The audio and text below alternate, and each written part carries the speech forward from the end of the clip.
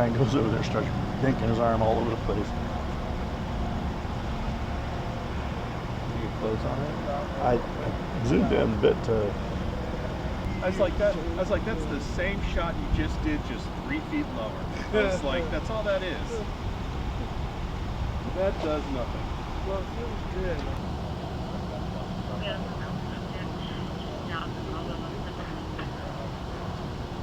Well, that's why our said something early.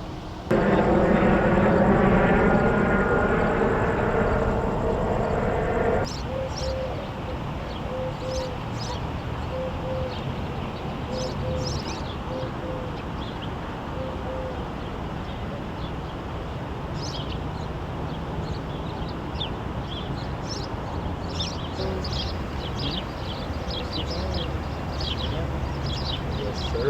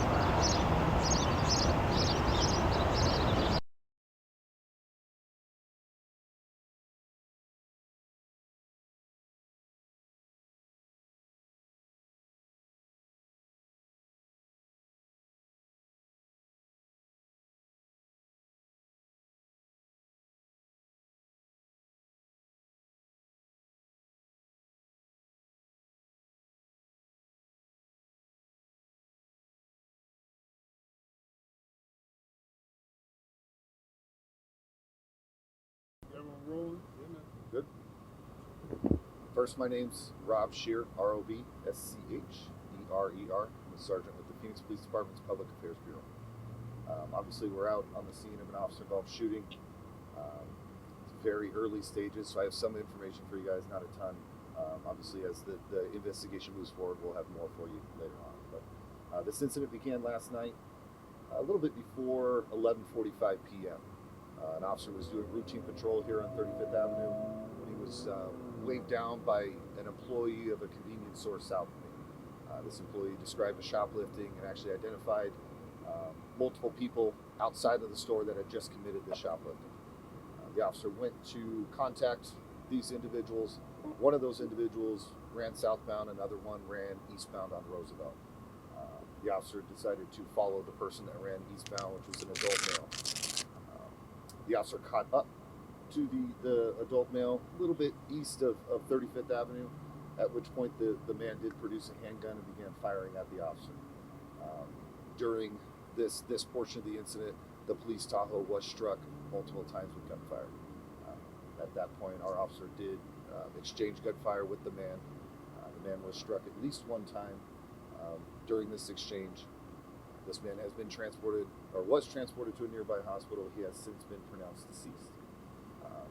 Obviously, just the sheer size of this scene, we're going to be out here for a long time. It's going to take, obviously, the light's going to really help investigators once we get to that point. But we're going to be here for quite some time. It is right next to Carl Hayden High School. One thing I would say at this point. Anybody that's going to come to school tomorrow, plan ahead. It's going to take a good amount of time. Obviously, 35th Avenue is not going to be an access point, but plan that extra time to get into school. At this point, school is still planned to be in session. Our homicide investigators are out here as we speak. Just got done with the briefing. They'll start processing the scene and going through kind of the standard procedure that we'll do in these officer-involved shootings. I have, again, limited info, but I can answer as many questions as I can. The other suspect, were they located or are they outstanding? The other person is outstanding. I caution to say they're a suspect. They're not, obviously, with the timing in this, they're not going to be specifically involved in the shooting portion of this investigation. Obviously, there was a crime that preceded that, so So yeah, we're gonna work to obviously contact that person, get as much information from them as we can. But yeah, at this point they are outstanding.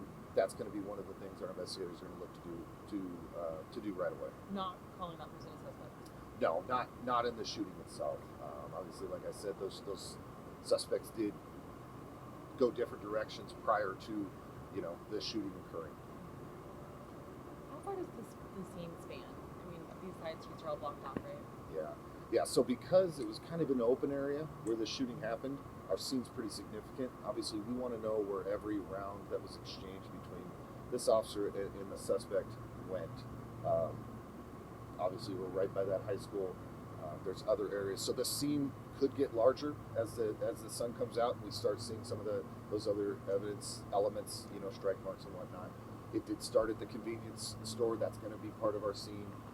There's elements that are related to the shoplifting in and around the roadway, which is obviously part of the scene also. So it's significant. It's going to take a long period of time to really clean this up and really get this place opened up. The call came in at 11:45 last night. Yeah, it wasn't a call. So it was actually what we call a subject stop is what it ended up being, because it was what we call an OV incident. The officer was driving past the convenience store when he was actually flagged down by the employees. So the employee didn't call the police. There's no call for service specifically like that. But obviously it initiated one once what transpired did. Witnesses? We do have witnesses in the area. If you were out here at that time and didn't want to stay out here during that time and you have information, please come forward, let us know.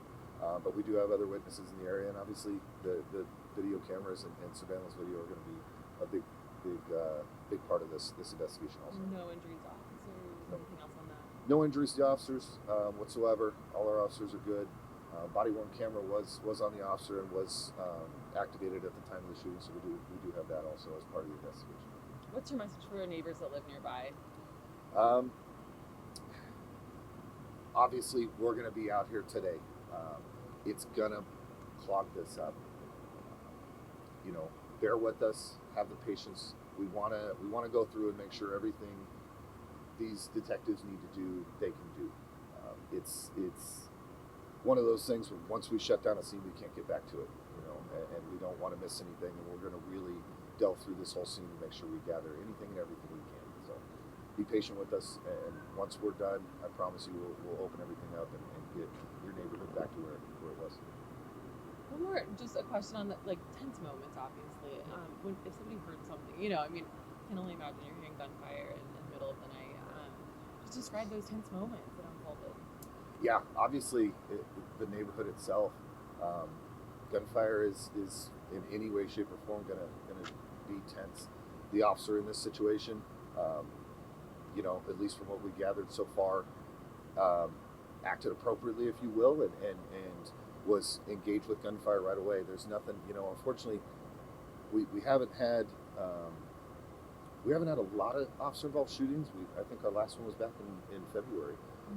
But I will say, predominantly, individuals are shooting towards officers, which begins the violent encounter, that critical incident.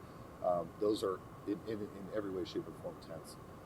More or less having a gun present. Our officers are getting shot at to start. That's that inherently looking at the ones, the officer involved shootings this year. That's a concern.